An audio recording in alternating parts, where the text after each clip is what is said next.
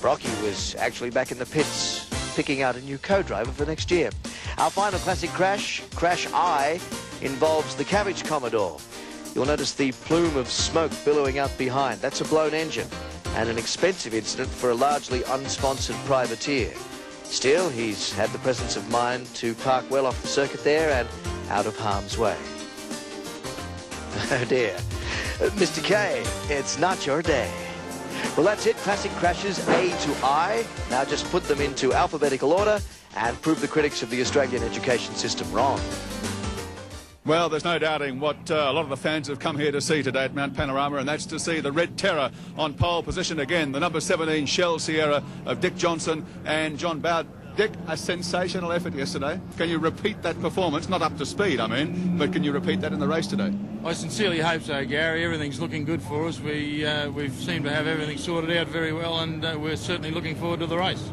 Mr. Bob Campbell is here on behalf of the Seven Network with a big fat cheque for yesterday's effort. I think $15,000 to his Top Gun for pole position. Congratulations and good luck today. Thanks, Bob, and thanks, Channel 7. And to be quite honest, I just can't think of another team that deserves it as much as ours, I can tell you. Good luck, Dick. Thank you. Dick Johnson, to his Top Gun for 1992, and the man who'll start from pole position in the great race here in not too long from now. Plenty happening here at Bathurst at the moment. One man not starting on pole today, but he's starting in number 4, and he's driving that mighty Falcon, is Alan Jones. Alan Jones left his homeland early during his racing career to become a big fish in a large ocean. And he succeeded. World Formula One champion in 1980, he won 12 Grand Prix from 116 starts and always gave 110%. AJ's driven everything from F1 to Indy and Can-Am sports. Today he prefers to stay at home, race tourers and be serious about Bathurst. He finished third here in '88 with Colin Bond before joining Tony Longhurst's B&H team for a solid attack on the Shell Nationals and the Tooheys 1000. Less than a week after the 93 5-litre V8 touring car formula was announced by CAMS, the Jones boy was on his way back to Ford thanks to the Glenn Seaton Peter Jackson team. The stunning EB Falcon V8 might be considered a little underdone for this year's 1000k Enduro, but AJ always enjoys a big banger and claims this race and this place suit the fabulous Ford like no other layout.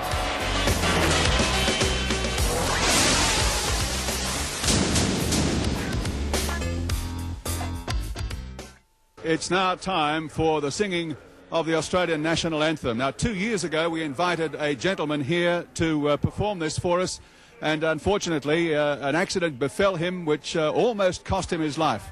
2 years down the track, we're happy to invite him back to sing Advance Australia Fair, the legend of rock, Mr. Cole Joy. Thank you.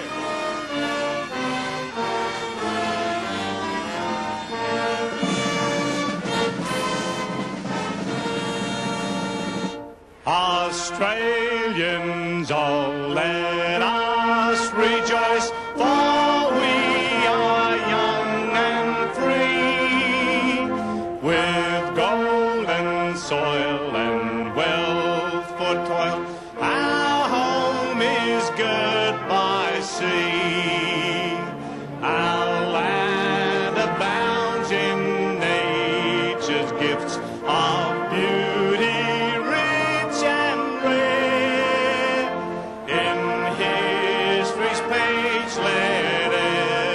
States advance Australia fair. Enjoy it from strings and let us sing. Advance Australia fair. What a fabulous reaction from the spectators here at Mount Panorama Bathurst to Cole Joy, the rock legend, singing our national song this morning before a capacity crowd along the front straight, along Pitt Straight here at Mount Panorama. They've come ready for a big race. Let's go back to Gary.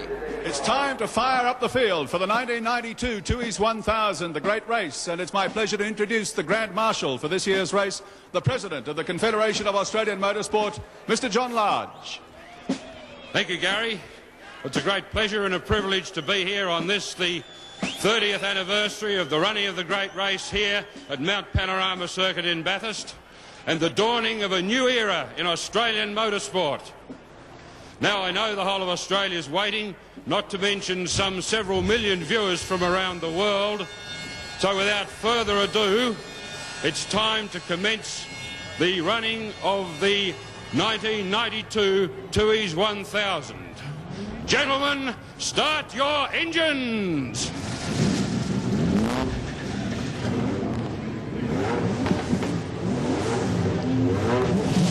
And as the starting command is given, those V8s and Nissans and BMWs explode into life here on the starting grid at Mount Panorama. As you can see, the weather is starting to close in. There being talk all day, a 30% chance of rain. I think that's blown out in the market. It is certainly looking very much like rain within an hour or so, but we have the competitors forming up.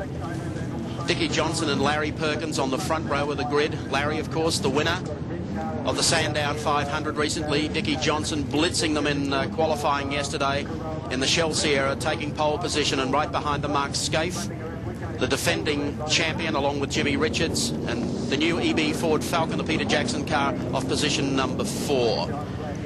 As I mentioned earlier, a tremendous crowd here at Mount Panorama for this fabulous sporting contest. We're not too far away from the start. 16 is, of course, the Holden Racing Team Commodore, Win Percy, Alan Grice.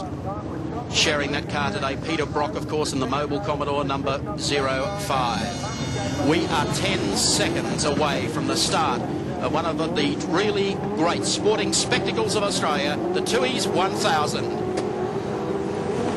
Engines come up to revs and they get off the line. Seaton makes and muffs the start, and it's Johnson up on the inside of Perkins with Mark Scaife looking for it, but he'll drop back one spot. 05 is stalled on the starting grid, Peter Brock. And Brock sitting there as the rest of the field goes through the first turn and works their way now up Mountain Straight. Dick Johnson away to a brilliant start. And there's the second of the Johnson cars back in car number 18 as Johnson starts to stretch it. Mark Scaife gets up very, very smartly indeed. Follows up. Mark Gibbs also away to a great start, the first of the Commodores, and Seaton now starting to pick it up. That's Thomas Mazier in the 15 car, qualified so strongly as they go over Repco corner and head up the mountain for the first time. Fabulous sight. Only Peter Brock stalling at the starting line. A magnificent, there is shot of 05, Peter Brock. What a tragedy for the Holden fans. Fortunately, the rest of the field managed to miss him. There's his other car, car 55, Hideki, and Troy Dunstan. As this magnificent sight as the field streams across the mountain for the first time. Peter Brock just getting mobile on pit straight as they come across this sweeping, fast left-hander across the top of the mountain. The crowd going mad.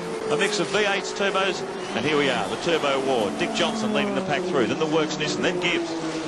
Then the first of the HRT Commodores, Larry Perkins, and the first of the Moffat cars. A great mix on this first lap around Mount Panorama. One of the great sights of motorsport anywhere in the world is a full field, fresh off the grid, come pouring down off the top of Mount Panorama, lion astern. All cars, maximum weight, top fuel at the present time. Tyres warmed up. Tail shaft problem with Brock's car, 05 apparently. What a tragedy that is for him. I mean, as if this is not a daunting enough task without getting left on the grid. The exit to Mazda, Forest Elbow.